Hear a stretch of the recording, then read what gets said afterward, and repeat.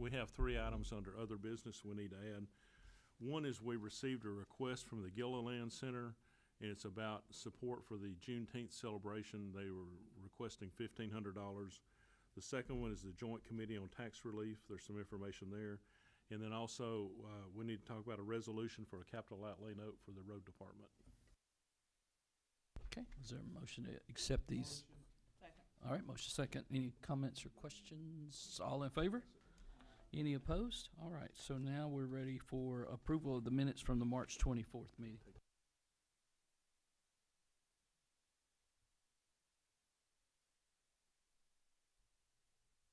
So we need a motion to approve the minutes So from the moved. Okay, motion second. We're open for discussion. All in favor? Any opposed? All right, thank you. Now we're ready for public comment. Don't see new faces in the audience, but is there anyone who wants to speak on any of the matters? All right, hearing none, seeing none, we're moving on. Old business. And I don't know if the city has a representative here or not, unless you want to speak for them. Regarding, we had deferred a month. There was a request or conversation about adding to the funding that we were giving toward fireworks and possibly their festivities, additional festivities that day. What's the wishes of the body? What were they asking for the fireworks? 7,000? I believe it was 6,000 more than we currently give. That number doesn't sound right. Was that the number? 15, and we currently give 9. And so 6 and 9 would be 15. Where'd you go to school? You know where I went. So there you go. So, I was gonna make a motion to 15,000. 6,000 more, or do you Fireworks, for the fireworks? just for the fireworks. If that's your motion. Yeah. Okay, so your motion to add 6,000 to the 9,000 that we already have, Just to cover the fireworks. right, to cover the increased expenses associated with the fireworks for the 4th of July, 250th at the park. Okay, so motion second. Now we're open for discussion. Where's that money come from? Where's that money come from? Thank you, Doctor. Yeah. Here's where I would, and this is what we did in regards to this. Yeah, our hotel motel funds, I had set money aside for the 5K for Christmas and for those, and part of that, there's 5,000 plus there's the 6,000 is in there. That's where the fund would come from, and that was not new money, and it's money that was actually budgeted for this type of environment. So, is everybody in agreement? So we have motion and second. We know where the funds would come from. They'd come from that fund. Is there anything I need to say about what that? You know what's that fund called? It's not a fund, it's just an account. Okay, so it would come out of our hotel motel or economic development fund, tourism account. Does that satisfy the rule? Okay, for what? Okay, so the motion is second, and where it's going to come from, $6,000 will bring us to the 15 that they requested for this 250th anniversary. Is it? And the remaining balance of what they wanted to do, we're not doing. We're just gonna do the fireworks like normal. Right, the motion is only to increase the fireworks contribution. That's what's on the floor. Does everybody understand that and agree with that? Yes. Okay, all in favor? Any opposed? And that needs to go to the commission. That's part of your, right, okay. All right, anything else related to that before we move on? Okay, new business, we're ready for solid waste.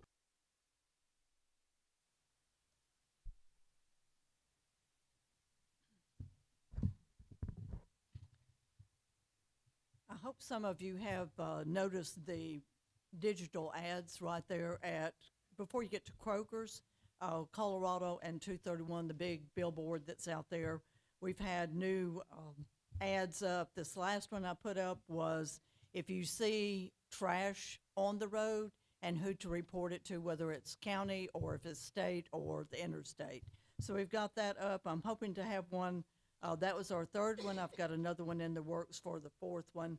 We feel like this is a really good way to get the information out to residents and make a difference about trying to keep our county clean. The annual progress report is finished. As far as our part, since we were part of ISWA, it had to be approved at their board meeting before it was sent to the state. ISWA had an extension because of that date. So it's gone in. We've gotten everything approved Chad signed off on our part of it. We assisted at the Duck River cleanup, which was last April the 18th. We dropped 2 20-yard containers there for debris and tires. Volunteers are welcome. We're a little bit late on getting this notification, but they did have a pretty good crew that came out. They always start at the park behind Shovel Power, and they had several school kids that came out to help do that, which I thought was really great. They collected about 2.5 tons of trash and tires. And we're getting some old 6-yard cans together to surplus to gov deals. The recycling report for March, we recycled revenues $8,340.29. We had 74.68 tons. Our cost to the landfill, $55,875.11, and $11,1305 on our tons. For our quarterly report, our revenues, $19,814.06 on scrap metal. Newspaper was $91.60, and tires brought in $41.12. So that gave us a total of $24,017.66. And our savings by not having to go to the landfill was $8,434.08. Any questions? I don't know if this is a question, but I guess it's a little bit. Transfer station, when do we expect that to go live, where we'll be able to start actually transferring truly to there? It should be operational for us by July 1st, so we'll be starting the new budget out, moving to the new transfer station here locally. Right, so that's this year, July 1. Right. And we will see metal, we just got another check, so metal will be going up. So our next check for next month will be considerably more. Right, okay. Any other questions for them? Thank you for that. We're ready for our human resource.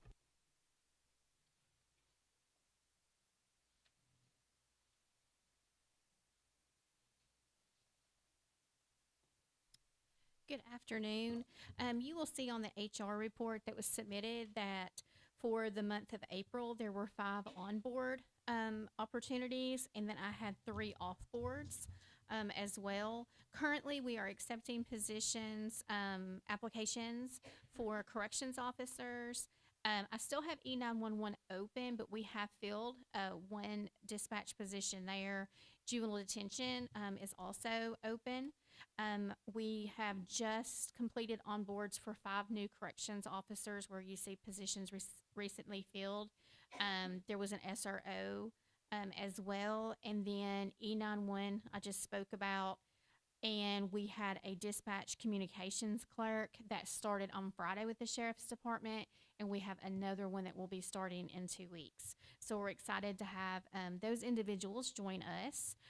So in regard to other going-ons in the HR office, other than supporting offices with miscellaneous administrative requests, those could be policy updates or TCA statute research, those sorts of things that I help when asked to do.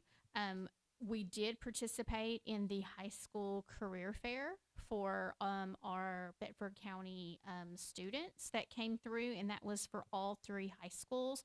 So we had a really good representation from our Bedford County offices. So I always am proud to see all of our departments that come out and work with our schools for that venture, because that was a really fun day. So we met lots of students, and I hopefully recruited some potential new employees along the way.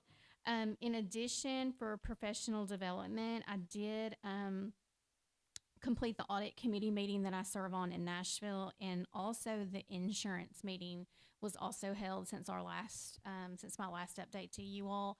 That meeting will be very important to us locally next month, because that is the meeting where we accept the RFP for the medical.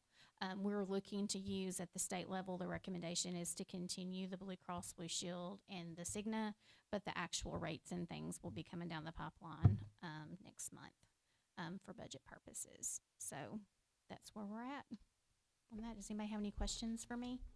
Questions for HR? I have a comment. Sure. I've had the opportunity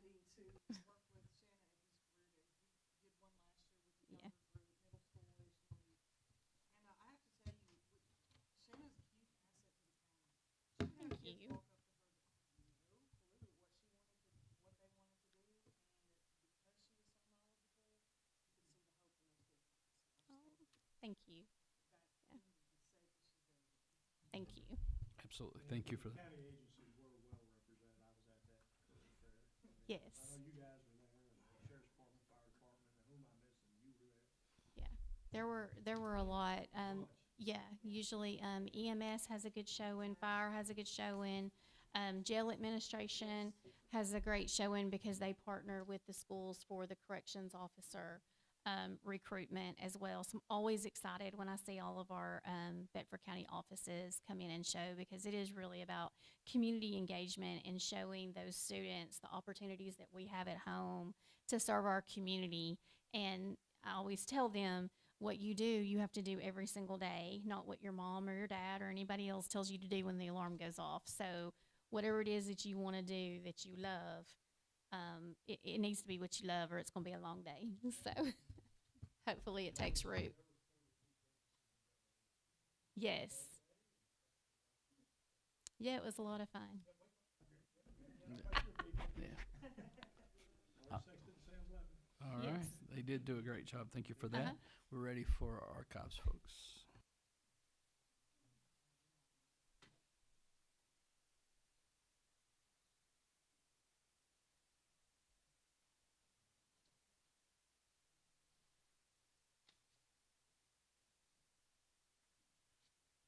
Well, in the month of March, we did a lot more with our records than we usually do with the help of the historic researchers that quite often we are overloaded with.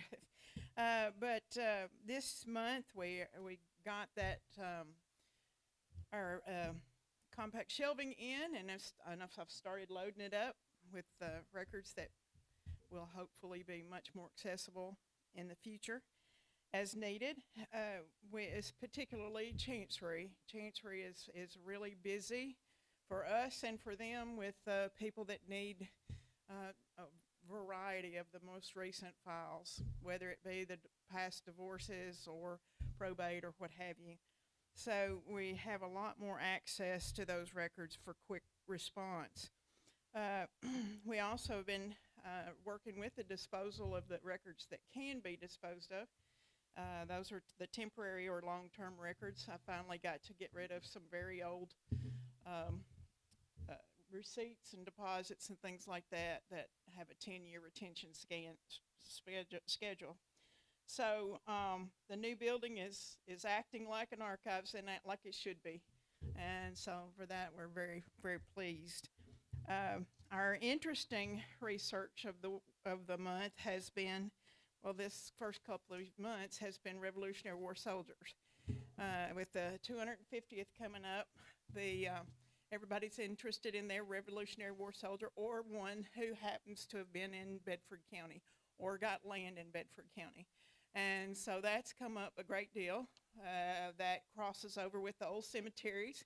People want to go look for that person where he's buried in Bedford County. And that leads us up to, like, for example, we co-opt again with MTSU on the Fairfield New Hope Cemetery, where there are 3 Revolutionary War soldiers buried. And so they did a historical reference project that we went and helped with, and then they came back, and MTSU came back and did a proper cleaning of cemetery tombstones. And so we're working on and on with all sorts of these older cemeteries that are hidden. And so we've been all across the county now, and even over into the other counties. So that's the kind of extra thing that we're doing. I don't like to do that in the summer. I don't like to meet the snakes that like to live in cemeteries, or more importantly, poison ivy. So any questions? All right, questions from them? Just continues to evolve. Thank you for all your work. All right, up next is our owner rep report.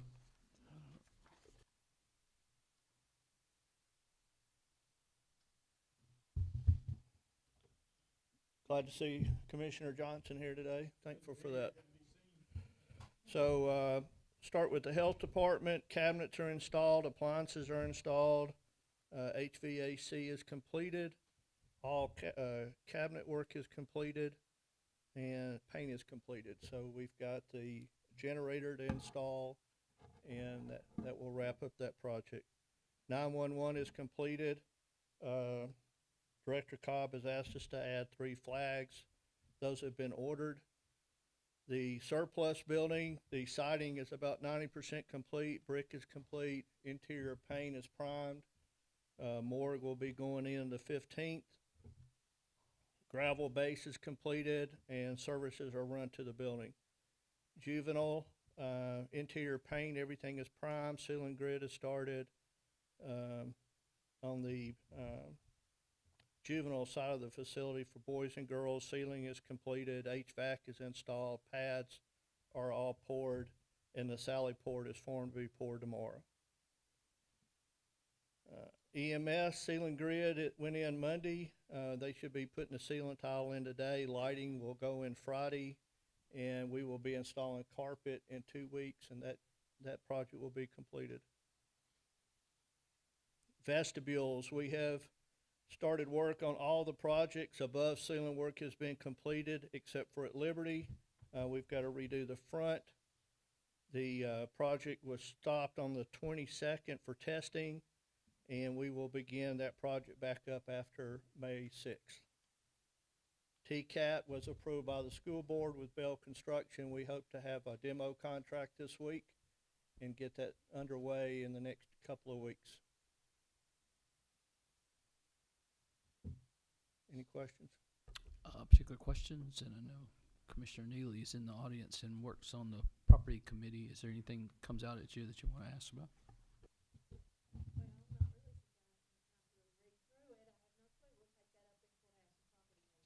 Okay, I thought you would have gotten that in the courthouse and property. Maybe you didn't. Sure, absolutely.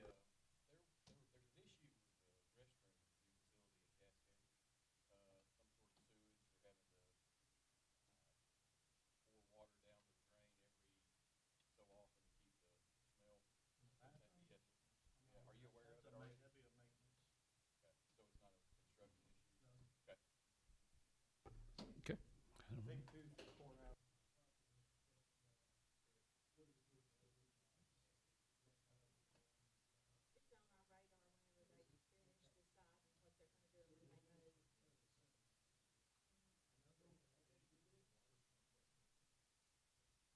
Okay, any other questions about property?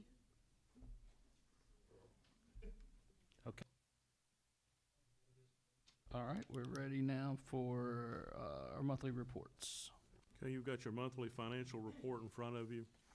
And I'll just point out on page 1, we've received 81% of our revenues for the general fund, and we have expended 64% of our expenditures at this time. And that's typically what's going on in the rest of the funds too. It's highway, it's 75%'s been recognized as a revenue, and we've expended 71%. So there's not really anything unusual there. Just wanted to make you aware of some of the percentages so you could, when you look at them. The next area, I have a analysis of tax collections. Property tax, we have collected $722,000 more than the same time last year. Now that also was budgeted. It's not just new money.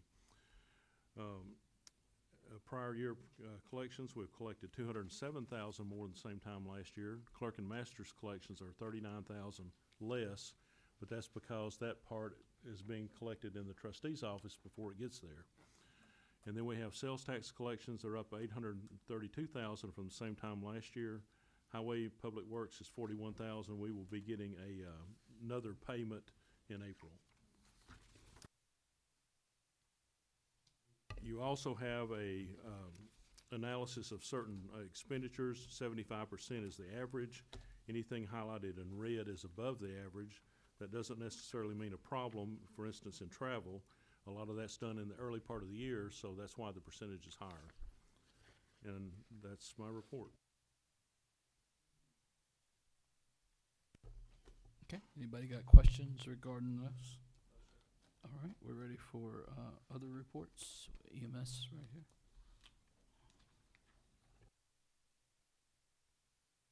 All right, I don't have a whole lot to add to the reports that I submitted, but we did graduate an EMT program just recently. We had a 100% pass rate so far on the skills checkoff, and we're still waiting to do the testing, but that's 4 years in a row that we've had a 100% pass rate. That's a pretty good showing for our training department. That's the state and national exam that we do. We've got 3 students currently in paramedic school, and they should be getting out in August. And we've been busy other than that. So if anybody has any questions on the actual reports, I'll be glad to answer those. People still get sick every day. Okay, questions for EMS? All right, thank you for that. So, do we need motion for reports or after quarterly? Quarterly has to go to the commission, so you go ahead and do that. Okay, so we need a motion just to accept these reports, the monthly report and the EMS report. Second. Okay, motion second. All in favor? Any opposed? All right, we got that. Now we're ready for quarterly. Okay, the quarterly report is a summary of the same information you had in the monthly financial. The difference is this needs to be sent to the commission. Okay, is there a motion to send the quarterly reports to the commission, right? All right, motion second. Any further comments or clarification on that? All in favor? Any opposed? All right, we're ready now for highway permit guidelines.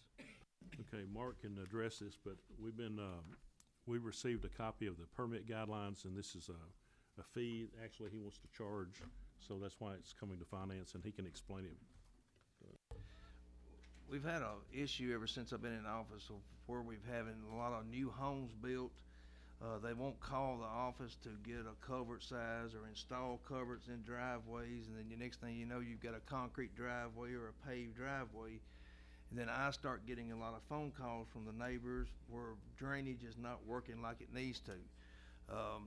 So what I've been working on this for about a year now of trying to get it through. I've already sent CTAS, John T., and got everything worked out to where what I'm wanting to do is, and I've already talked with Amy at Codes and Chris at Planning, any subdivisions or any people, any persons wanting to come and build a house or something on a new lot, it's going to be part of the permit process where they have to call my office. I go out, inspect it, tell them what size culvert to put in. They will install it, and then I go back and look at it again. The reason why I have put the fee to it is just to pay for the time to go out and inspect and make sure everything is done. Amy is all on board with Codes. She said this has probably need to been done ever since she's been there, but we've been running into a lot. We don't have a lot of issues with outside of basically subdivisions or people building houses, where we have a lot of, most of the everyday Joe, most time since I've been in office, I've tried to put this out there, and they will call and we'll go out and inspect it and put the culverts and stuff in. Another reason why this has to be done at this point in time is I have been contacted by the state and CTAS, where the highway department for all these years have been, if you buy the culvert, we will install it and furnish a load of gravel. I have been informed by the state that we have to stop that. I can get in a lot of trouble for doing that because we are working on private property, basically against the regulations and things. I fought this, Diane can tell you, I fought this for 3+ months, throwed all kinds of issues back at them, but they told me that we have to stop that, or if we get someone that moves here from another state or another country and then they get mad because the neighbor does something, they could file charges against me for us installing those culverts. Do I agree with it? No.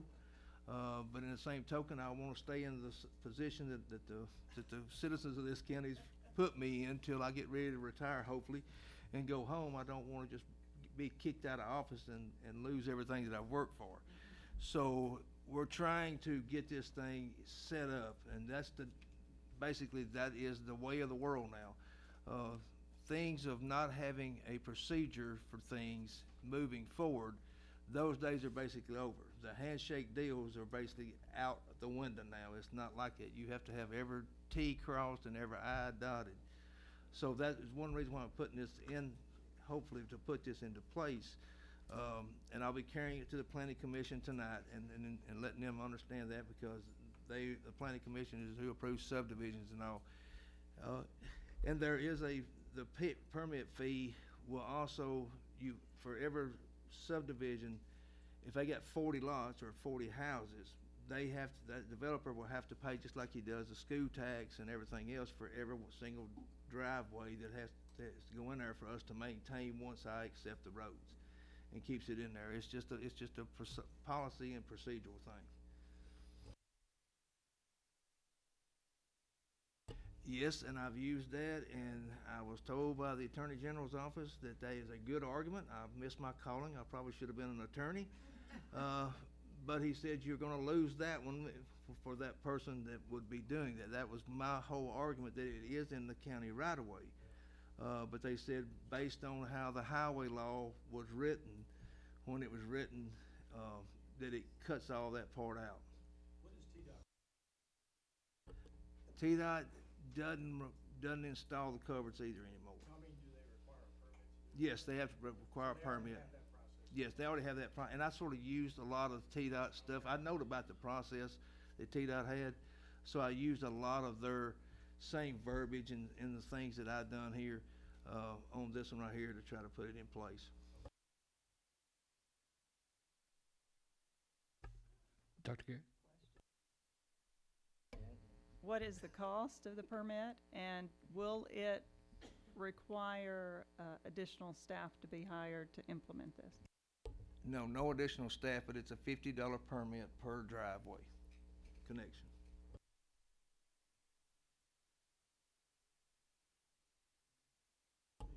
Well, right now, so far on all the calls, we're usually there within 24 hours from the call.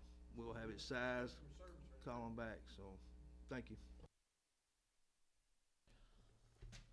All right, any other comments regarding that? Is there a motion to send this to the commission? All right, motion second. All right, we've had some discussion and all that good stuff. Anything else we missed? Okay, all in favor? Any opposed? All right, that's heading on. Now we're ready for other business. You want to go with the highway loan first? Or what did you have in front of you? Let's do. Okay, so this is the Juneteenth. Right, this is a request from the Gilliland Center and also the Rosenwall Community Center. The Gilliland Center is a 501c3. I don't know about Rosenwall, but if we give money to a 501c3, we gotta have a resolution, just like our other nonprofits that we do once a year. So we're gonna have to, if you decide to do this, we're gonna have to draft a resolution, send it to the commission, and that will probably be in June, which would give you time to do this, I would think, because it's. No, this is in addition to their normal request. So this is above and beyond. That's correct. So that's why it would need a separate resolution. It was not taken care of last year in the budget, so.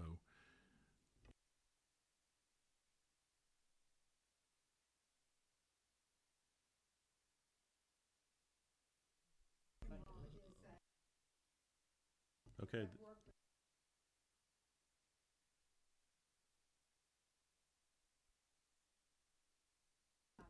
Then we would have to do a resolution for those nonprofits.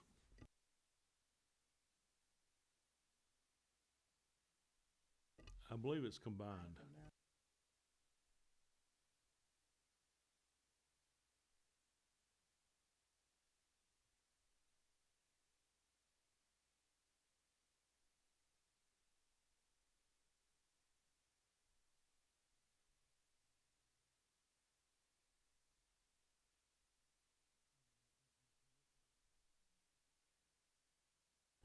How much have we already given?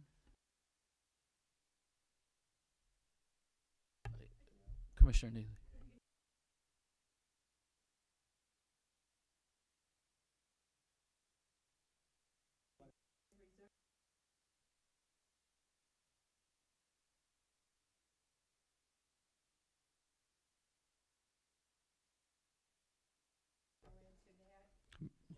Commissioner Pinson.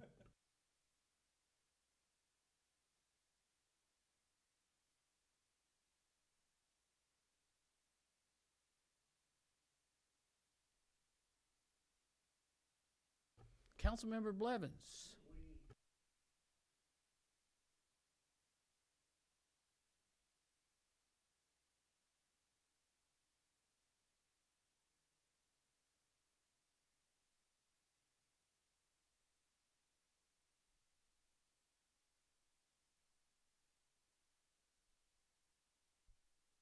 You know what our balance is that we've requested for this year on the hotel motel? I think we have enough, we could cover it. There was a question about who do we write the check to. we could make it, since they're both 501c3s, we could put both their names on it, but we still have to have the resolution. So does that mean we need to defer it a month, or do you send it to, if they wish to go forward, do we send it to the commission? I think if you want to approve it, then what we'll do is we will draft a resolution to go to the next finance committee, and that can go to the commission then. But one more time, there Or is I can draft a resolution, you can send it on to the commission this next month. we wouldn't have to do a budget amendment. There, we've got enough already requested, Lori, and left over from the tourism. If we don't have enough, then you could take it out of fund balance, but then we gotta have a budget amendment if you're gonna do that. Yeah, I wouldn't recommend messing with the fund balance, but Commissioner Tony Smith. I question if it's a total of 15 or if it's a total of 3,000 here. When you got respectfully put in there, that to me sends it back to 1,500 each one.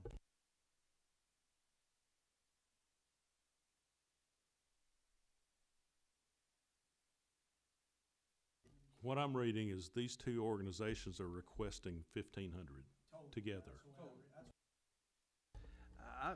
I would like to make a suggestion that we put this off to next month and we try to get this information that we probably need to say what we need to do, don't we? Is that your motion to defer it a month? Is there a second to that? I'll second. Okay, motion second. Any other comments or direction? Okay, all in favor? All right, we defer it a month. Yeah. All right, the next, I believe we're talking about tax note. Okay, we had previously looked at doing a interfund loan for the road department, because what he's wanting to do is redo a building down there, and he also wants to do some equipment. And Mark would be paying this back, this note, out of his road funds. And then after we got to looking at it, we think the best route is probably just to issue a capital outlay note. So I've been requesting information. We'll have to do a resolution that goes to the commission. And I looked at some of the rates. I looked at the Tennessee Municipal Bond Fund. They have a rate of 3.88% on 7 years. And then we looked at Cumberland Securities. They got a 3.6 rate on a 7-year loan. So Mark was wanting to go with the 7-year loan, and we don't have it at this time, but we will draft a resolution to send to the next commission meeting if you decide to do that. And we would have to do an MOU with the road department where he would agree to make the payments. Okay. And we've done such agreements in the past. It may have been with Stanley, but we've done this kind of activity just like schools, correct? Right. We've done this before with the schools where they did the MOU, and then they make their loan payments. All right, so. I'll make that motion. Okay. Motion is second, so any other questions or discussion regarding that? Now, this would be borrowing the funds for him to do the work that's related to his operation, understand that he would make those payments, but we would just facilitate the loan? Yeah, what we have to do is the county would have to borrow the money through the debt service fund and make the payments. Mark would be reimbursing the debt service fund. That's why we would have an MOU. Do you agree with that? Yes, I do. Me and Robert's been talking about this for a while and yourself, so hopefully I've got everything laid out for that. Okay. That's why it's in the county's name, not mine. He does right now. All right. So we got motion and second. Is there any other discussion regarding this? This be sending it to the commission, and you'll prep the resolution that we will make sure is in the packet with the agenda. And I want to say too, thank you if you do send this to the commission, and thank the commission if the commission votes to do this, because there has not been anything done at the highway department probably in the last 50 years probably down there, and we've got a building that's probably fixing to fall to the ground. I'm looking at Diane, and I think she can back you up. If we was to have a workman's comp claim in that building, what I'm borrowing is not going to touch the limits of what the highway department would have to come back to do. Mark said the sign was holding the building up. There you go. It certainly has been there a long time. All right, so we understand the motion and the second, and we've had discussion, so all in favor? Any opposed? All right, and now last was the tax freeze information was forwarded on to you in your packet at the last Rules and Legislative Committee. They wanted to send a recommendation to adopt tax freeze straight to the commission, but also send it over here for, I guess, input from the Finance Committee regarding it. But it is going to the commission through the Rules and Legislative Committee's action, no matter what you do or don't do here tonight. Of course, it wasn't on the agenda. We don't even know what budget situation is at the moment, but it does look like, and I know Tanya is here, and I've spoke to the assessor's office, just tentative or trending numbers.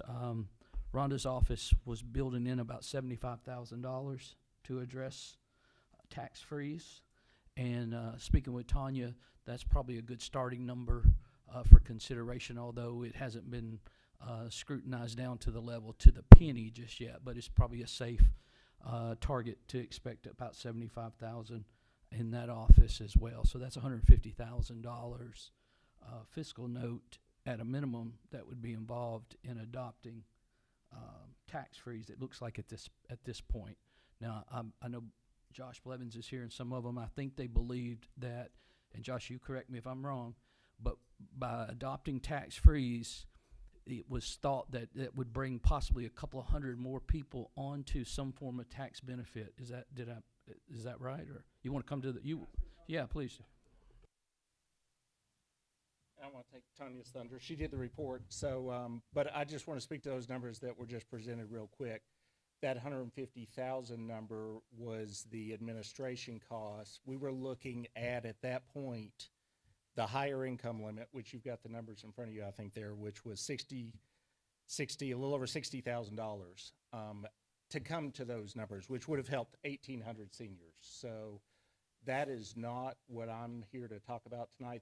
That side of the program, that I believe is a reach for the county right now, and I don't think we need to go that far. I want to point you to the left side of that same piece of paper. There's actually an updated number. It's not on the packet you have. 43,700. Yeah. I don't mean to interrupt you, but Sure. Can you tell us where you're at? Yeah, it is this sheet that has a bunch of numbers. The front sheet. Yep, front sheet. Yeah, so I'm gonna point you to that front sheet. Yours has like 42 something on it. We actually got an updated number from the comptroller. The actual number for 2026 will be $43,780. And I met with Tanya and we discussed that number. It was her feeling, and I concur with this, that would help about 200 more seniors than are currently on the tax relief program. We're currently helping 517. That would get us to about 720. The reason I want to present that to you tonight versus the one on the right is that for her office, and she can speak to this as well, would just be an additional 200 more people that are on the program now, which I don't think is going to require an entire full-time person to handle 200 transactions a year. Would that be accurate? Would that be? Right. You. Okay. That.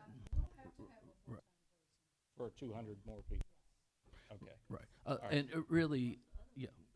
What I was going to say is what I want to make sure that you get the chance to say is that the belief is that it would bring a couple hundred more people under some form of tax benefit. Correct. If you adopted tax freeze. Is that? Correct. I want to make sure I'm saying that right. Yeah, that is correct. Okay, Yeah. so if that number is 150,000, and again, I know that you would, and others may potentially want to say, well, it doesn't really require that much or what have you, but both of those are constitutional offices elected by full-time positions, and they can sue for their budget. So they certainly have the final say about what the impact on their budget is. But if that is 150,000, and if it is 200, now just on that level, that's like $750 per person to implement that program.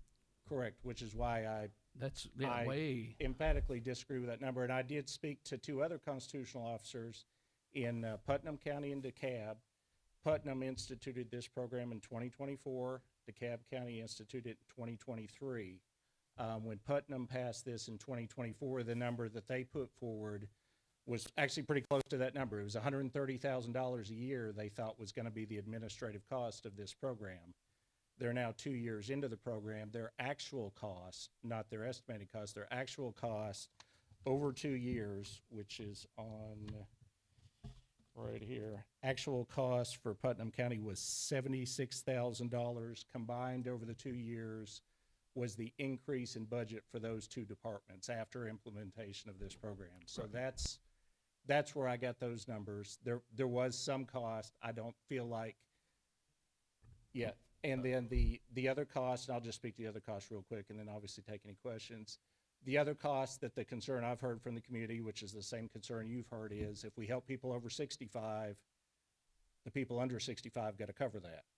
So I had a conversation with one of our department heads in the county this week, and we did the math. There are 25,691 taxed parcels in Bedford County. So if we do a tax freeze on 720 of those parcels, obviously that burden, if you want to use the word burden, I don't agree with that word. I don't like to call seniors a burden, but that's the word that's been used. So that burden of those 720 would shift to the other parcels. So the actual cost, as far as a cost shift, works out to $5.04 a parcel if there was a 20% tax increase. If there was no tax increase by the county commission, there was no burden shift at all. So those. Well, there will be going forward once tax actually would be increased. There won't be any value to them till you raise taxes if you adopt taxes it. are raised, correct. So If there's a going 20 forward, there'll correct. be a shift no matter Yeah, what that would be the number shift. is. Yeah, and that so number is 20% tax increase, $5.04 to all the other parcels. 10% would be $2.52 I'm not sure about the $5, but I think I'm sitting here pretty sure about the $150,000 between the two departments, saying that's what they got to have. Now, whether you dispute that or not, you're not the elected official. They are. I'm not. But, I'm just speaking to other counties that have so that's instituted. 150,000, and then right now we're saying that we're going to potentially bring 200 more people into tax benefit under this program. Right. Now, the 400 or 500, which if you do that math, that's $750 a person. But if you do it for also divide the math to be fair among the tax relief people, will get that benefit as well. So now let's move that number to 700. So if you move that number 700 into 150,000, that's still over $200 a person just to have the program. That's not really administering it going forward. That's establishing it. Do you understand that? I understand that. That's why I completely disagree with the number. You're saying that it's going to cost $200 per senior in administrative costs. You're talking 8 hours of work for each application. It just doesn't make sense, and it's not been seen out in the other counties that have implemented this. Right. No, but my math is saying that if we got $150,000 in new expenses to have the program, and 700 people are going to benefit from it, I'm just doing math reversed. Yeah, I agree with you completely. If this program cost $150,000 a year, I'd vote against it in a heartbeat. I'm just telling you from my What is your perspective, sense on I the would not. city? Yeah. Do you think the city is going to pass this? I am only 1/4 of what's taken to pass it, but I will be a yes, and I feel that there's a good chance, yes. Greater than 50%? I'd say greater than 50%, yes. That the city will pass it. And when's it coming up for them? It will be coming up also on our May agenda. For a vote? Yeah, for a vote, yes.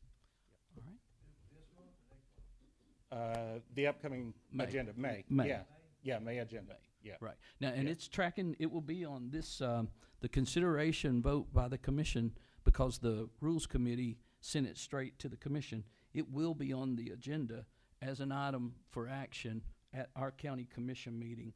The question here, and they sent it over to here, but they want it to go there no matter what this body did with it. I think we should at least say what we think it's going to cost to implement it. Again, whether those numbers bear out in the end or not, we'll see. But we have the two offices that are impacted by it that have submitted these numbers as trending, starting conversation numbers. I mean, we just got this. We don't even know our budgets yet. We don't know our tax rate yet, and we don't know our penny value yet. So it's sort of a difficult scenario for this body to truly nail down a number. Now, I understand you talk about Putnam and all those and trends and all those things, but none of that matters at the end of the day for Bedford except Bedford. I mean, it's what's it gonna cost here to do it? And again, we're only 125 days away from a new administration and a new commission. So even if, it just doesn't make sense to me personally to go forward with this when you don't even know what the real financial impact for the county is for the next budget year, just making sure that we take care of our current employees and when we provide the basic services that we're providing to the citizens, notwithstanding tax freeze. Yeah, I just got a question. I mean, Josh, you was throwing out some really good numbers out there a while ago, and it was all good, but I don't think those are accurate numbers because we just come off a reappraisal. The tax rate, the taxes are gonna change, so that 5 may be 50. Well, I'm just making that comment. Nobody knows what that exact number is gonna be. So that's what I'm saying. I just hope everybody don't, I mean, since it ain't going here, I really don't wanna waste more time on my part. I've been here all day, but to be totally honest with you, my thing is, I hope the commission, when it comes to the commission, you do look, I think you gotta have information. I mean, I'm not saying it's a bad thing. I'm not saying that at all. I'm for helping anything and everybody. But my question is, I just don't want it rushed through, because I know I've been hearing that my whole career since last election, that everything's been rushed through. To me, this is a very rushed thing on this tax freeze with no information. And that's just me speaking. I don't have a vote in this at all. It didn't come here for me to vote. But my thing is, if you're gonna talk the talk, walk the walk.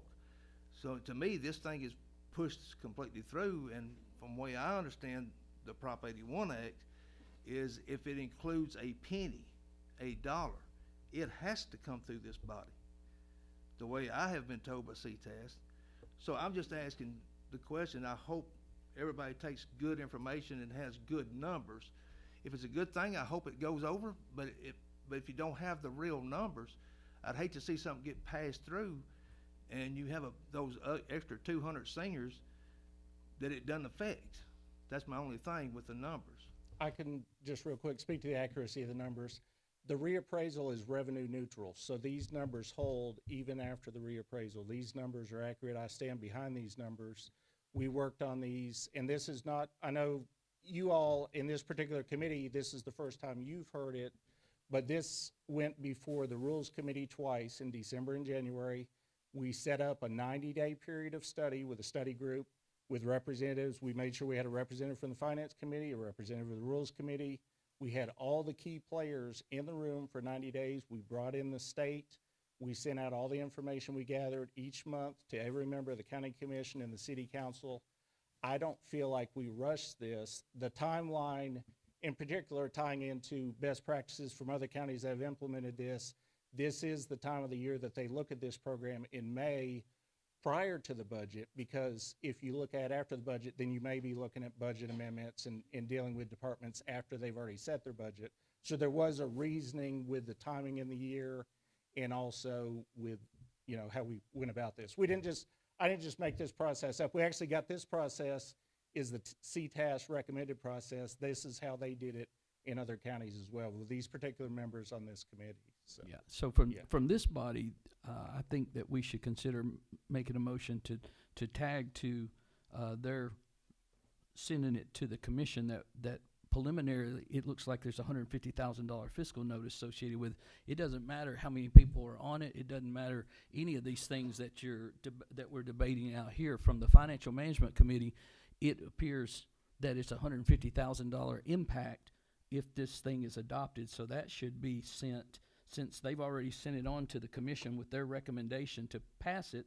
I think we should tag to that recommendation that that the commission understand that they're committing to a $150,000 fiscal note associated with this program if they adopt it. Which we don't know whether that would require a tax increase or not, because we do not have budget.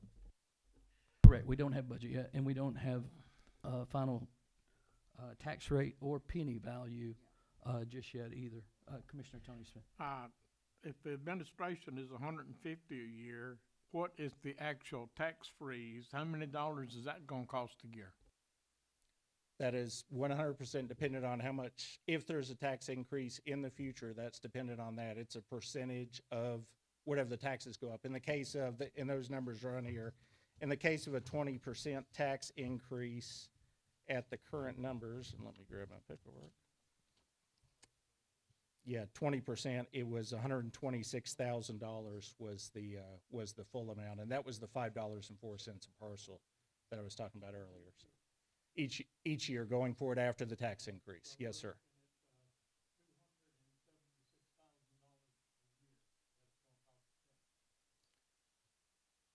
That is the discussion here tonight. I disagree with that number, but that has been what was put forth. Yes, sir.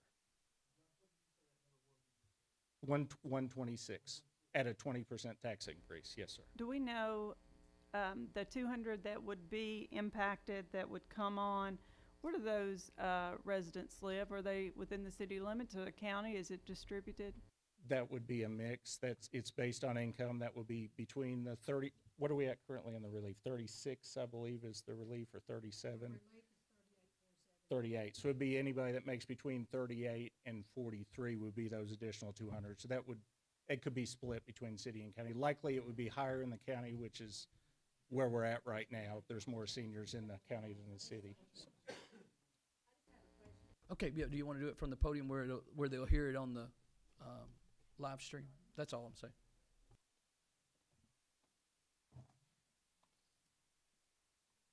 When we're talking about these staffing needs, I guess one of my questions would be, are we hiring somebody specifically just to implement this program, or are you and the assessor putting in, you were gonna ask for another employee to add to the staff this year, and this would be part of their duties?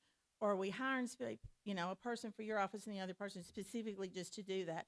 Because if we're saying the cost is $75,000 for an employee per office, is that going to be their only duty, or is it spread through other duties in the office? Because if it is, that's going to reduce the amount of money that's geared strictly to this program. It's kind of how I'm saying it. All right, yeah, go ahead. This would not be an employee hired just for tax relief. I am not asking for a new employee this year, but if this is put in place, I will have to have another employee. I want the ones that, and I reached out to 4 counties yesterday. This county, Putnam County, would not put those numbers out there if they were not true numbers. So when we start talking, you contact county, you ask for their numbers, you present those numbers, and then you say those are not true numbers. So I made four different counties yesterday, and my first was Putnam, and those are true numbers. No, I'm not hiring someone. This would strictly be due to the tax freeze. And I invite anyone in this room to come take a field trip to the trustee's office and see what it takes to administrate and to implement all of these elderly, this program. To add 200 additional applicants, we have to follow the state Tennessee audit law under internal controls, which means one person that opens another people, it's passed on to submit another in the balancing of it. So it pretty well in the trustee's office, everything we do per audit in good standing has its process and internal controls to satisfy audit, because we are working closely with finance for the checking, because it's a match program. So there is a lot of process to this. Now, as I said, come visit, come sit down. I have 2 full-time employees that this program pretty well takes their time, and it's pulled so much to implement and make sure everything is accurate to keep these people on the program that's pretty well their full-time job. Now, I pull them off of that, but this is a year-round program now. And to bring on 200 more and to work 2 separate, which means we have 550, 6. It's a continuous rotation of coming off, deceased, adding on. And we're going to stick to just the elderly, because We are at about 50 to 75 now that we have already signed up, and we hadn't even started tax season. So yes, I see about 700. We will have more to come on because the income cap will be higher for relief and for freeze. So we're just implementing, administrating, and setting the relief. We are also the freeze. So it is two separate. With relief, we are just responsible for policing. For freeze, we are totally responsible for the decision making.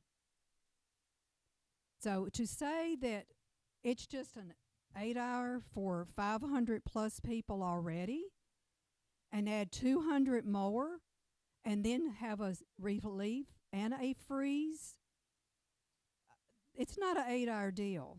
And I do invite you to come in and spend some time and see exactly the hours it takes to implement these programs. What is your recommendation as the leader of that department on what is before us tonight? We have just seen what the 5-year reappraisal has done. We have been watching this for 5 years, and we knew what the market value, where it was pushing, and how high it was going. So we are now in that 5-year reappraisal. We now see what the appraisal has done.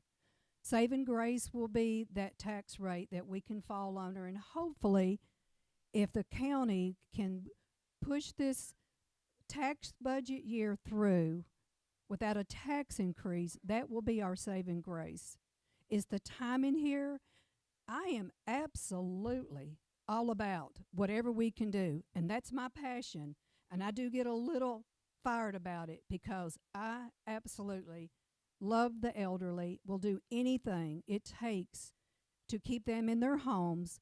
And for 16 years, there's not been a home sold in a tax sale. We get the taxes out early, we set them up on a budget, they make partial payments, and we get through. So this timing is my concern. Reappraisal has hit. Tax rate is lower.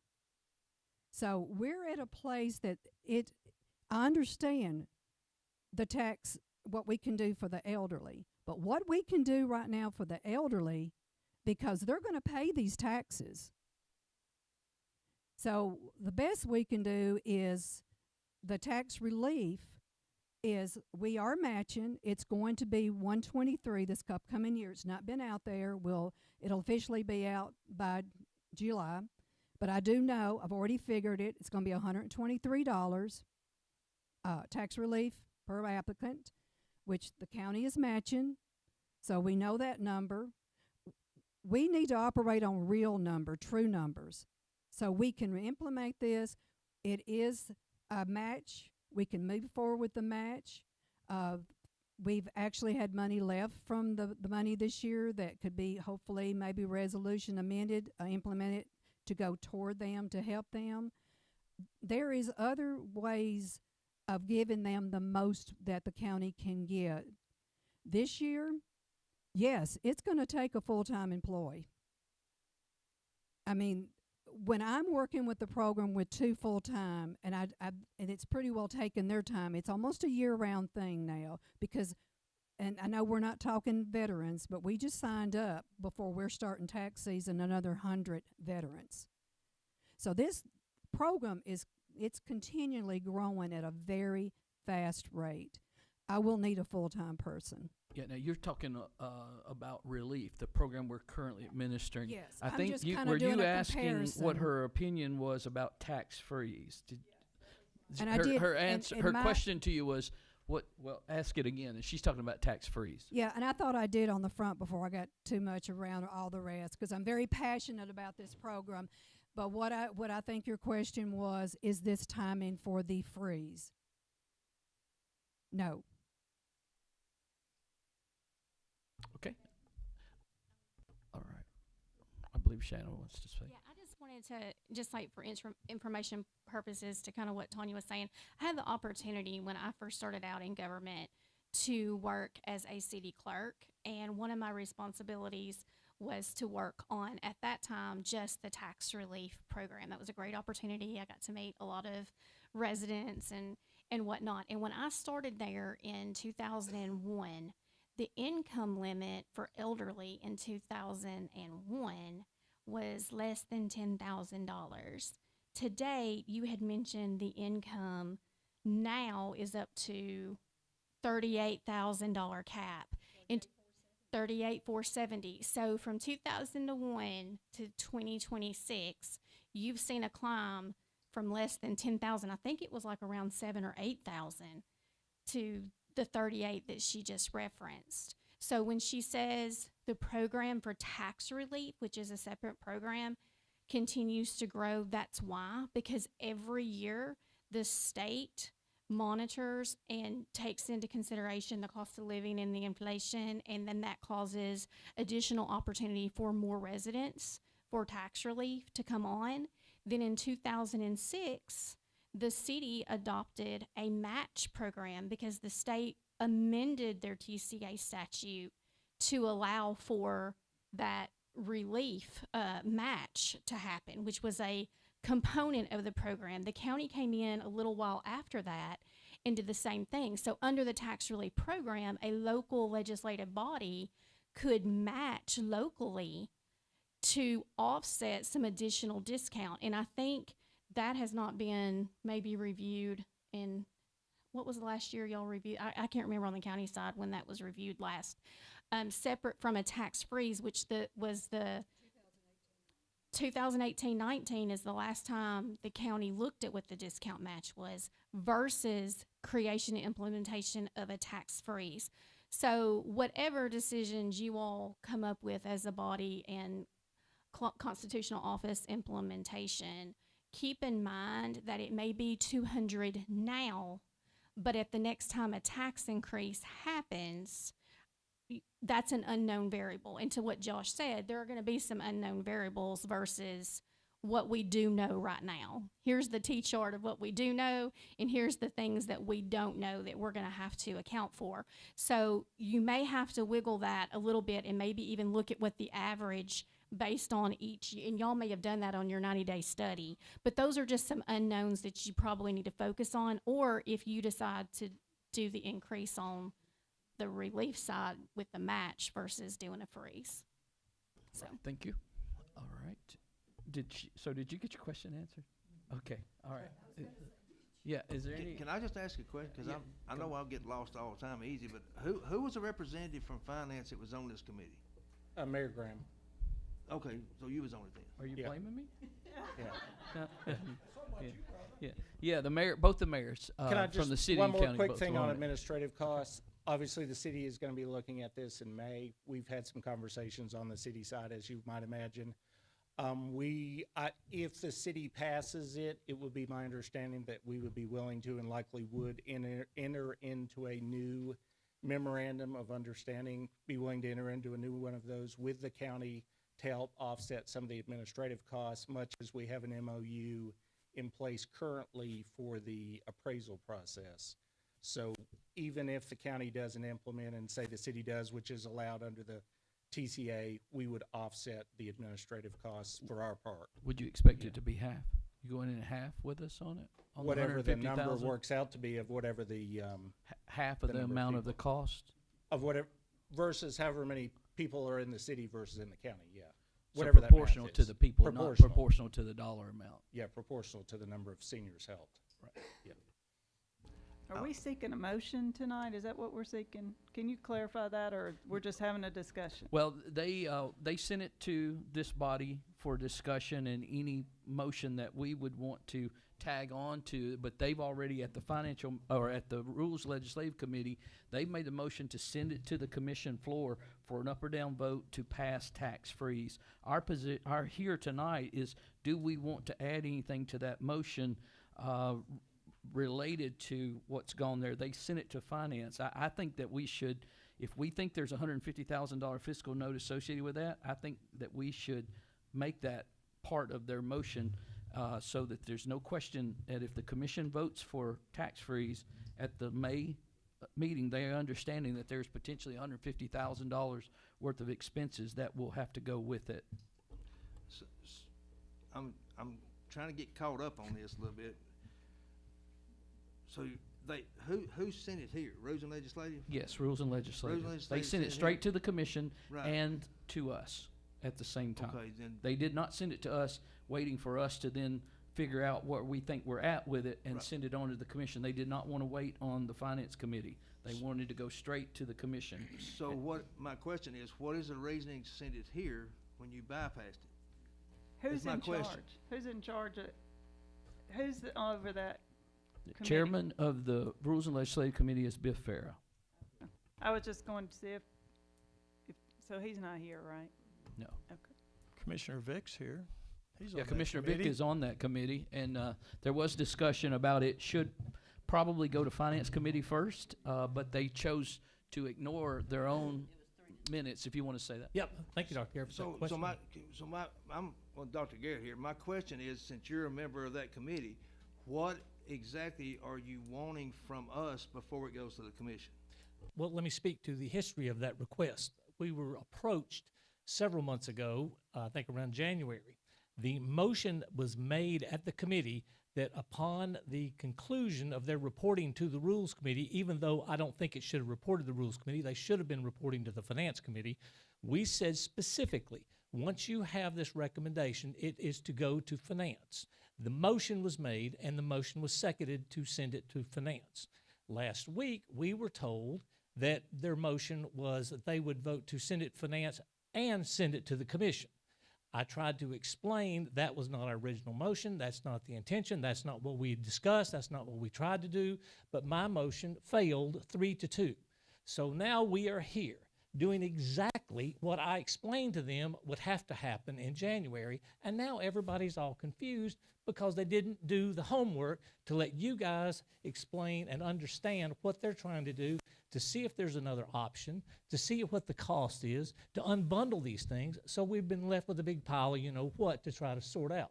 So that's the best way I can explain the actions of the Rules Committee.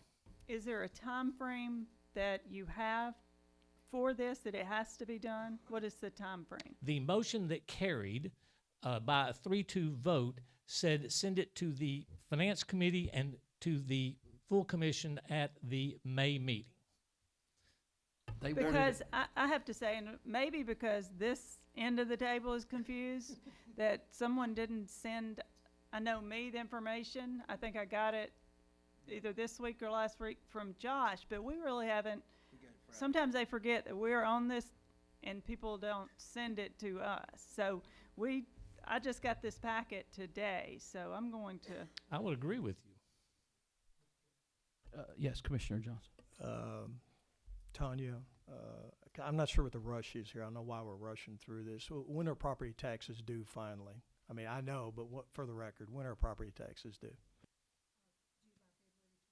So months and months and months down from now. Okay, so. Come right here. Come to the microphone. Because I want to say one more thing. No, please.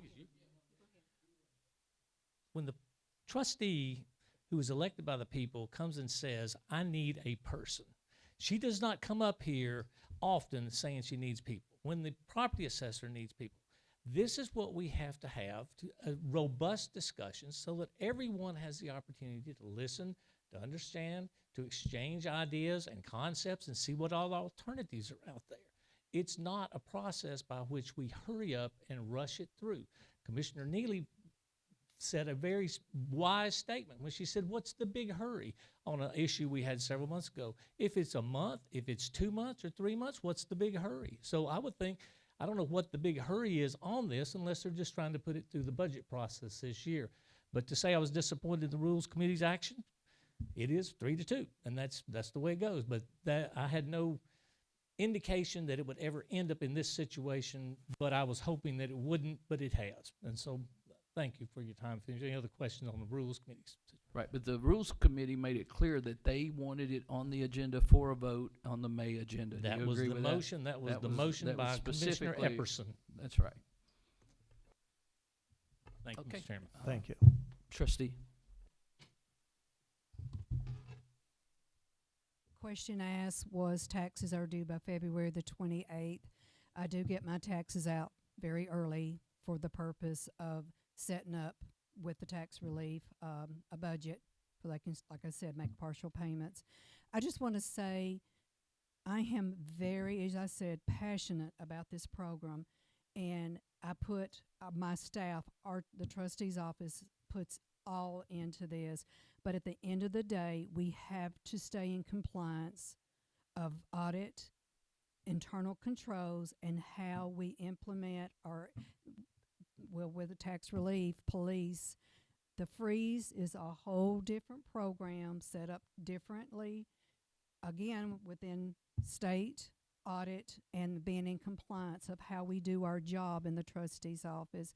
So when I say yes, we do have to have one more, it is to stay in compliance with all that. That was a hard word to say a moment ago, but we live it every day. We know what it takes to get that program and keep these elderly people on that program. It's not always an easy task. It's very time consuming. And again, you're referring to tax relief, the current program we have. I'm talking relief, but I'm Right. talking when you double the work. Right. And it is double the work. Yeah, it's two separate programs if we You have adopt to, tax freeze. yes, you have to be approved. You have to go through the process. You have to annually, every year, be back. I mean, you just don't stay on the program. Once you're on the program, you have to resubmit all documentation. And at the end of the day, on freeze, it will be my decision making, and I will stand before the equalization board with the assessment, and that's a whole different program too, right there.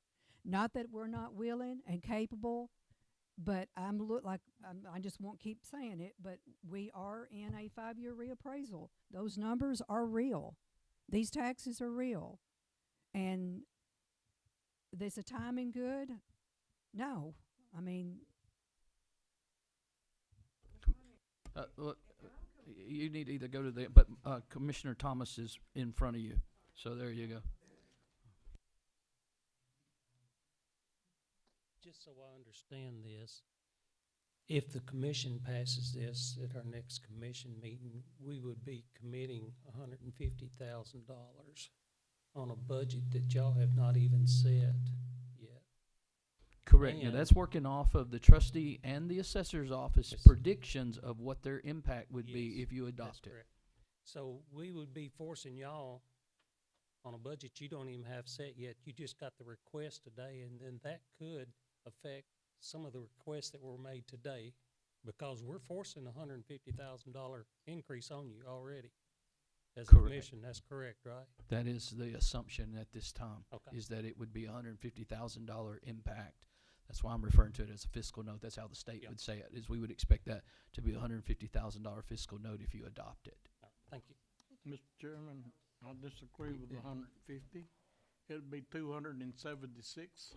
Oh, well, I don't disagree with that as well, but again, at any cost, there is a direct cost associated with doing it, and the commission needs to know that number prior to that vote. and I want to say that 150, if there is not a tax increase, I mean, they will not benefit. The elderly will not benefit. Right, under tax freeze, right, there's no Yeah. value till the taxes are raised. So if we Right. go 5 years at $150,000 for the program, but never raise the property tax, then we've committed, what is that, $700,000? Your math's better than mine. And hadn't even, the citizen hadn't even really got a tangible benefit out of it yet. No, that's correct. Right. Okay. Thank you, did Tanya. Okay, all right. Anybody else? I Yes, got one more Commissioner, thing. yes. According to the numbers that I have heard and worked on here, the tax relief cost the county $123 per individual. The tax freeze is gonna cost $394. When you add the administrative, yeah, that math spins out. That's backing out what our true cost is based by the number of people that would benefit from it, correct? That's how you So come with this that is- number. This is a every year thing that, it's gonna out quite a bit of money.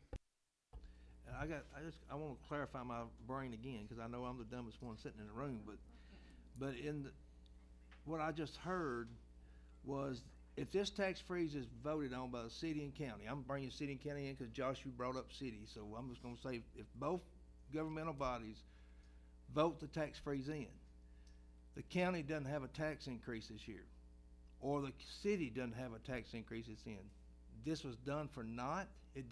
There is no benefit to it? That's what my question is.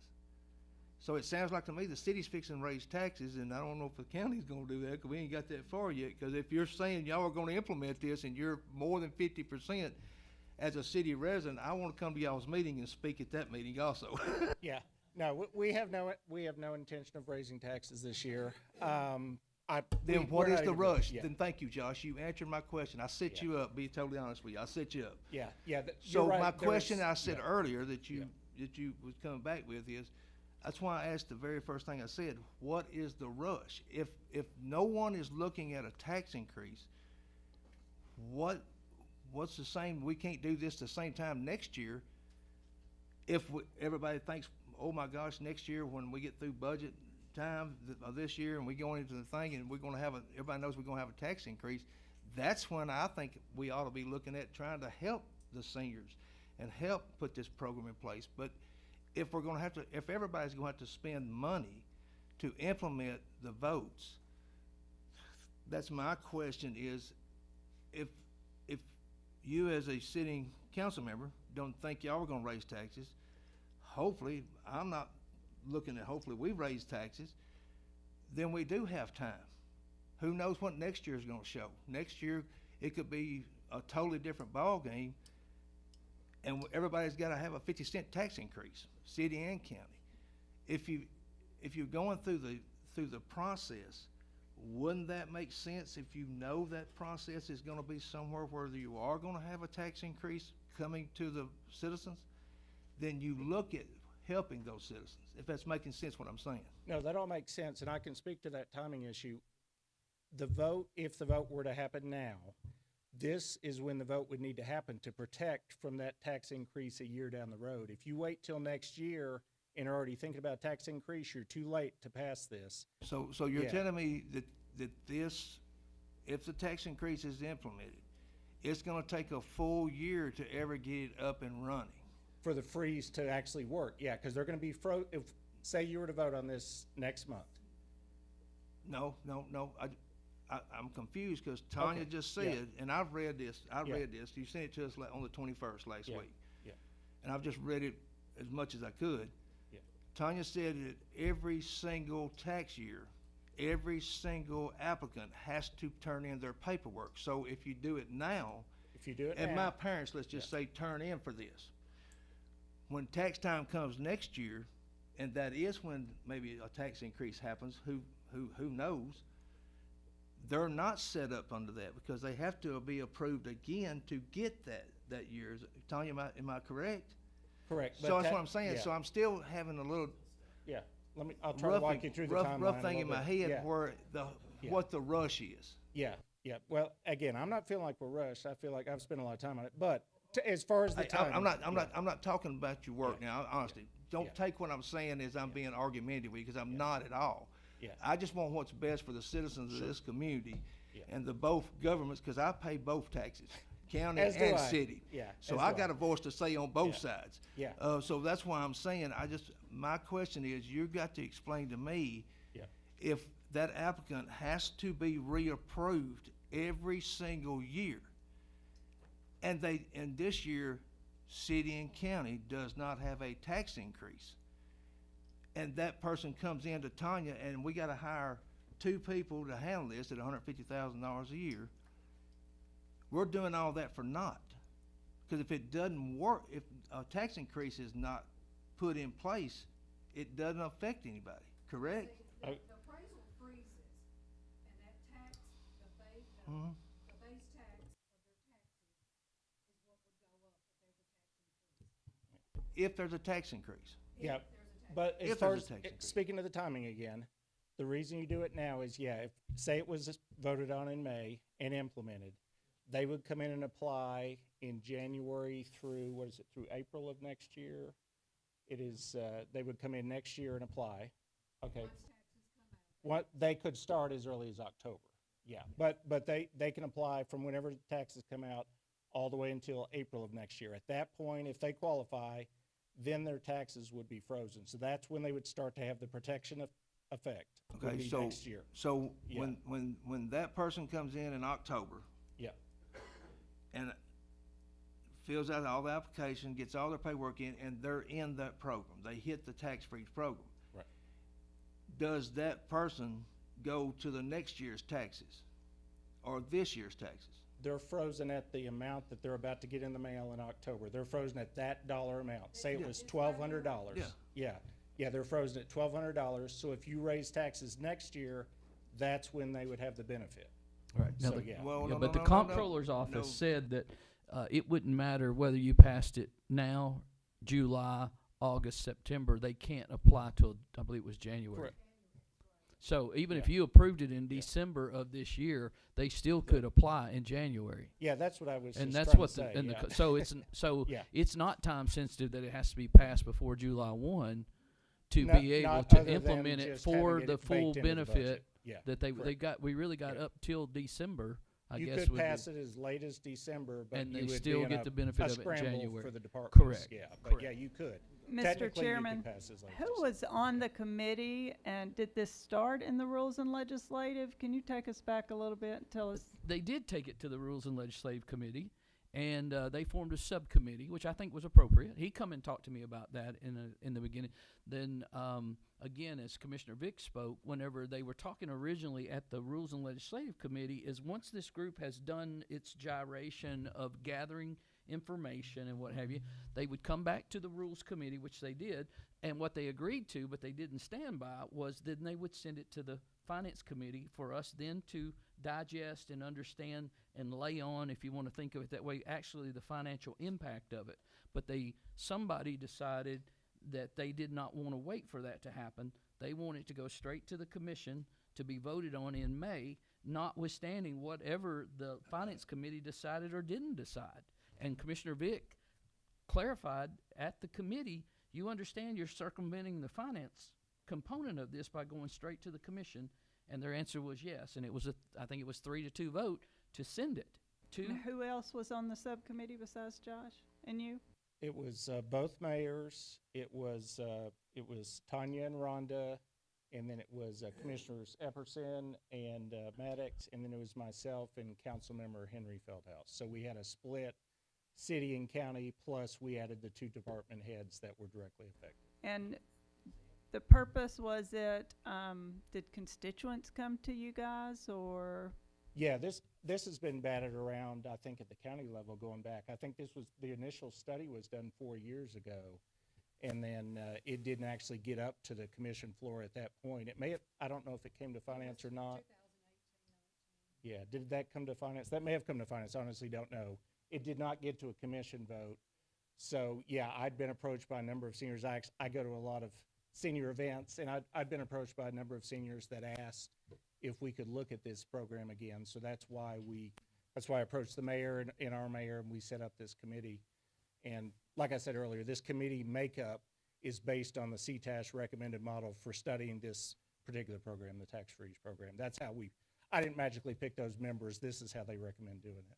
Just Right, a but- question, how does it help the working class? Does it penalize those who have a pretty good retirement that really are, have a budget that they have to live on as well? Many times I hear that we penalize people. Does this have a component of that? No, I don't feel like this penalizes anybody. I mean, it does help people based on income. So yeah, it's based on if you're on a fixed income and you're below a certain dollar figure, that is where the program helps. That's based on state law, which was set by a constitutional amendment that was passed back in 2007 and then voted on by the residents of Tennessee. 67% of seniors in the state of Tennessee are eligible for this program in other jurisdictions outside Bedford County. 2 out of 3 people in the state of Tennessee live in a jurisdiction that have this program. That's why I also thought it was a good idea to get us in helping our seniors, just like other seniors across the state are being helped. Because I'm thinking about teachers, Yeah. you know, and what they would get in retirement once they retire, and I would think that they would be ahead of that line. I just want to make sure that the burden is not put on the working class that goes to work every day. So I just need some clarification on that. Well, it absolutely, the burden is shifted to everybody else that pays. It's a mathematical certainty. Whatever that group doesn't pay, whenever that starts that they don't pay, the other people that are paying must pick up that difference. It's impossible for that not to be Well, true. that's what I was gonna Correct, and that's ask. that dollar figure that I gave earlier. Yeah, cause So, that, yeah. well, yeah, I know, but it's still $5 is $5.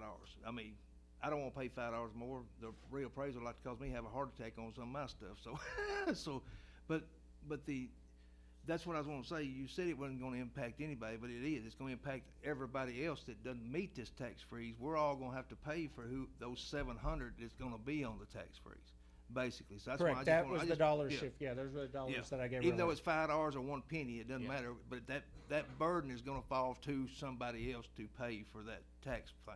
Correct, and I'm as cheap as the next guy, but for me personally, you know, spend a lot of time with seniors, working in the senior center, you know, going to these events. For me, I don't feel like $5 is a big burden to help our low income. I didn't say that, So- Josh. No, I didn't say you did. No, I That's- take yeah. I take offense to Yeah. you saying that because I did not say that, and I've Yeah. probably done more work with seniors in this community than you have in your entire life. So I will say that with you, because I took offense to what you just said. I wasn't making a derogatory statement. What I was Oh, I saying didn't feel was like you were. she asked a question and you answered it incorrectly, and I was saying that you just said out of your own mouth it was going to cost everybody else $5. That's all I was saying. But when you turn it around that like I was trying to say something against seniors, I take offense to that, Josh. So me and you will talk about this at a later date, and me and you get along great. So I'm Okay. just Yeah, wanna that make wasn't sure. my Okay. intent. Let's I'm take a little sorry if I was- yeah. let's divert here and let Commissioner Yeah, Neely yeah, make go a ahead. comment. She's been standing there patiently. I'm not trying to be divisive either, but as this thing has been unfolding and we're talking about how much it's actually going to cost, there was a number sticking in my head because I attended all of the meetings of the senior tax freeze except for the last one. I was late getting there. And there was a number that kept sticking in my head, and I've been fumbling around back there trying to find it on my phone through minutes, whatever. And as I flipped through the packet, then I happened to come across the number that was sticking in my head was 55,000 something for an employee. This is what Tanya turned in from the trustee's office of the cost, which was 55,007 something's blacked out 9. And now it's up to $75,000 per office. Has something changed? Well, that was a preliminary. mean- Well, I'll let her speak, but now I mean- keep in mind, you guys have sent this over here asking us to debate and figure out what we think it might cost. So we're not going to lowball numbers. We're going to put numbers that we believe are reasonable numbers to be at least conversated. The commission may or may not vote for this. Well, I That's understand that's that, irrelevant. but that was the goal of the committee, was to properly discuss real numbers. And so in my mind, when this number was put out, I thought it was a real number. The assessor's office said that she was going ahead and request, before she retired, 2 people and a fourth of a vehicle to go toward this. I don't remember exactly, I can't find that, what her number said it was. But I mean, Hers was and 74. I'm just curious about this number that came out, and now it's up to 75,000.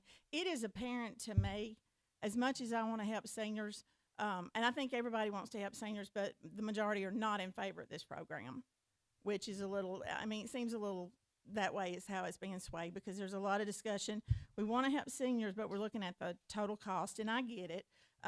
But when we're talking about these numbers, I was just curious about the 75,000 versus 55. That's 20 grand. If that's on both sides, that's 40,000 right there that we may not be spending. Well, Rhonda for sure reaffirmed her number was 75.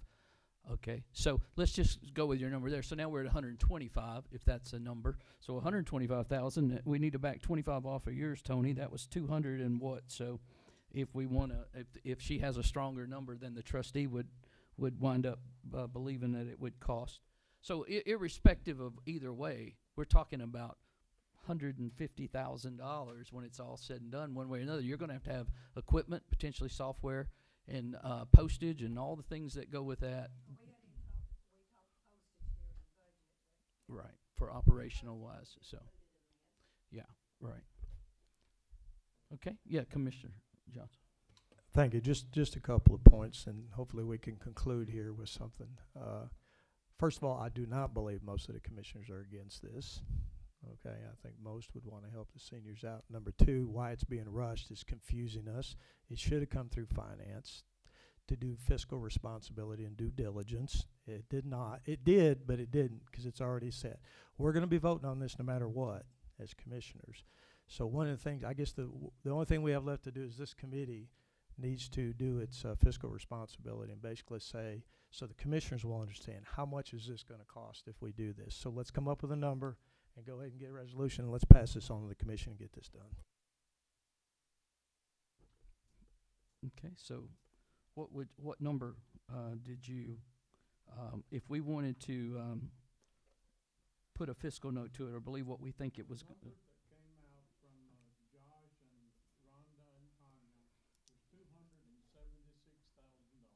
Okay. All right, so fiscal note of 276. Is that your motion to send that to the commission for to be tagged with the consideration for tax freeze? Understood, agreed. Yeah, but this would be basically saying that the Financial Management Committee's position is we believe there's a $276,000 fiscal note associated with adopting this program. Is that your motion? All right, is there a second to that? Second. Okay, motion is second. Now, yes, Commissioner Johnson. Give me some clarification on where that number came from, please. The 276. I got the 150. I get that part.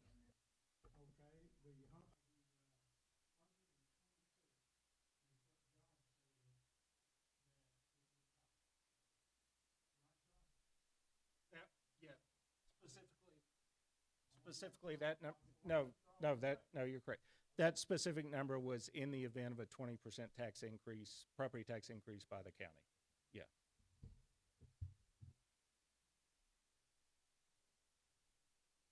Okay, and then how do we close the gap on the other number?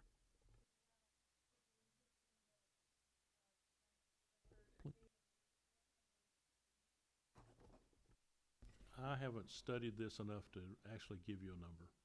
I got it Friday when you all got it.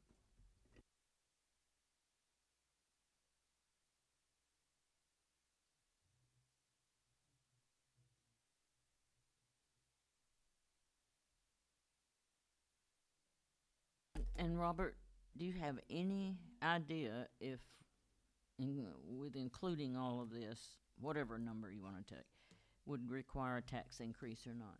Or taking away from the employees' cost of living raise, or taking away from one of the departments, or whatever? Well, you have two options. You either increase taxes or you take it out of another department. I mean, somewhere we have to absorb it.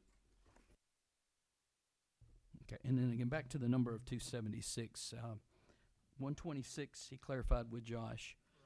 If 150 was the number between the two departments, the trustee and the assessor, that's the 150. When you add those two numbers together, that's where you get the 276 number that you're referencing. So I want everybody to understand where 276 comes from.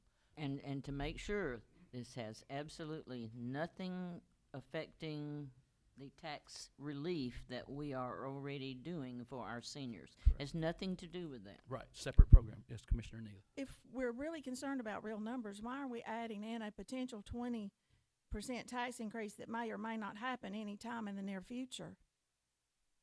The actual cost right now was 150. I thought you didn't like that number. Huh? I thought you didn't like that number. What number? The 150 number. I'm not talking about 150. I'm talking about 126. That was his potential tax increase somewhere down the road, and you've added it to the 150 of the actual cost. And we may or may not raise taxes 20%. Could be 10%. It could be 5%. It could be 2%. So that's not a real number. It got forced on us. Yeah, that's why that's why I was saying just simply looking at what the trustee's asking for or would be asking for if it was adopted, and what the assessor's office is already put in their budget of the 74,000. That's how we got to the 150 number.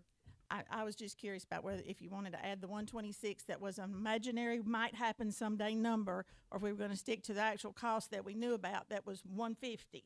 And that's what was throwing me off. Well, and that's why I asked the question, Diane, a while ago to Josh about the rush about this because his numbers is all about a 20% tax increase. That's where his numbers come from. There's not enough information to know what it's gonna cost, to be totally honest with you, in my mind, from what I'm hearing on this thing. I'm ready to be totally honest with you, I'm ready to, let's do what we gotta do and let's move on, cause I don't think we're not fixing the world here, and we're not making no headway anywhere with this Right. whole subject. What is the So, number that Josh says that this, what is the fiscal? 26,000. You're saying 126? With a 20% tax. If there were a tax increase, 126 would be the lost revenue. I'm talking about, though, with employees, what is a reasonable? To establish it, we were using 150 because we're just using round numbers. Here we are today without it. 75 from the trustee's office, 75 from the assessor's office equals 150. Would you consider amending your motion to 150? Well, I think what needs to happen, Dr. Garrett, is when we forward this to the commission, we need to explain exactly where we got those numbers. So, right.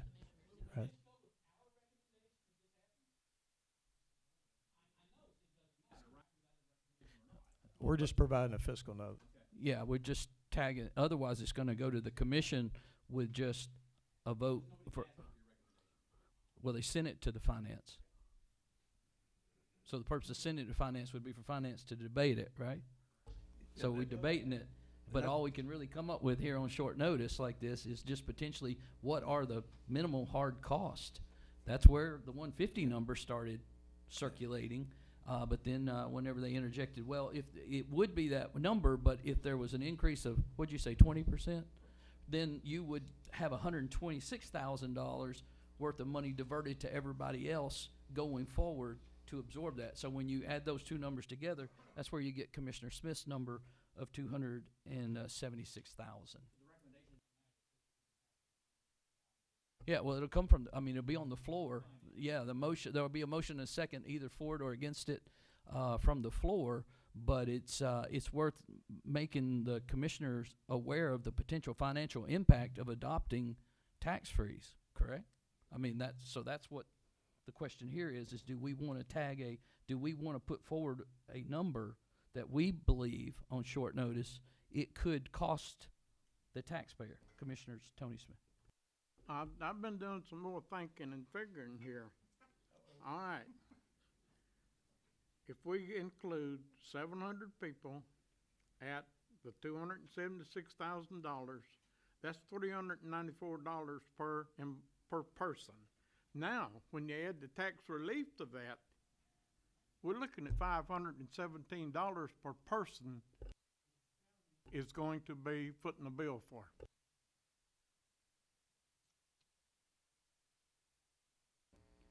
I do think it's reckless of us to put a number without the finance director giving us an accurate number.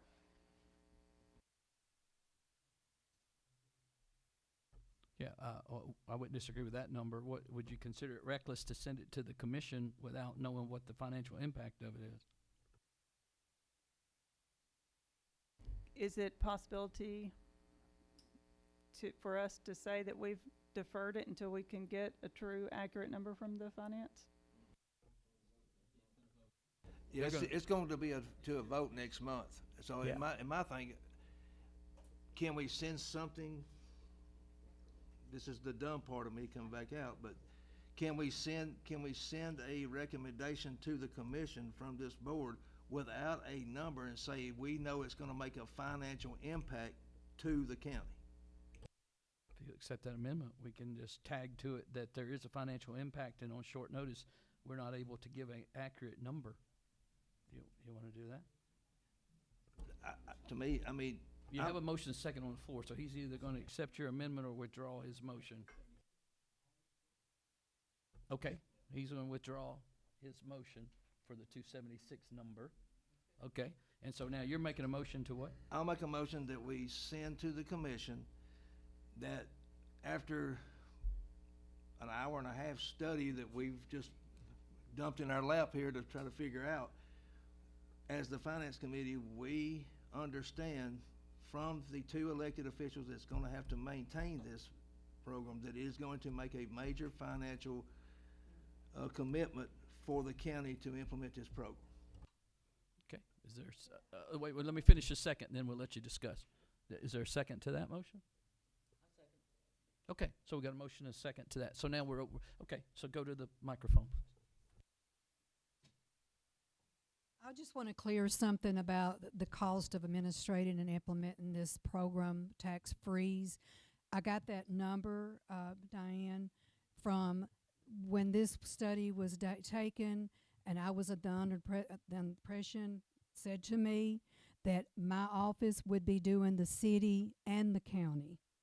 So I'm not just taking care of the county and what happens within my office. I will be taking care of this program for the city also. So we are doubling. I mean, when I say doubling, it's still a lot of work to add that much to for knowing I'm taking care of the city and be fully responsible for the program along with my county work. So it was going to be for both city and county. Correct. Tanya, one more time. The tax relief is based just on income. You all have to check that every year. Age, but income. the rules are yeah. pretty that much there. It's just Yeah, but we are just policing for the state. that basically. takes an employee to do that. With the tax relief, you are adding another. Tax freeze. You're adding another check and see if everything's okay, plus adding 200 more people. Correct. And that's where the is two separate things. That's where the two employees come in. Yes. Thank you, Linda. Thank you. Okay, so the motion and the second is to send it to the commission. Can you read that? Did you write down that motion? Can you say it again, Mark? Let's see if Mark can. Just clean it up, what I'm saying. Yeah. What I was saying is the Finance Committee sends the unfavorable recommendation to the commission that after a brief discussion at the Finance Committee, I know I'm just saying brief. She's going to clean this up. Why don't you let her? Yeah. Why don't you tell us? Yeah. Right.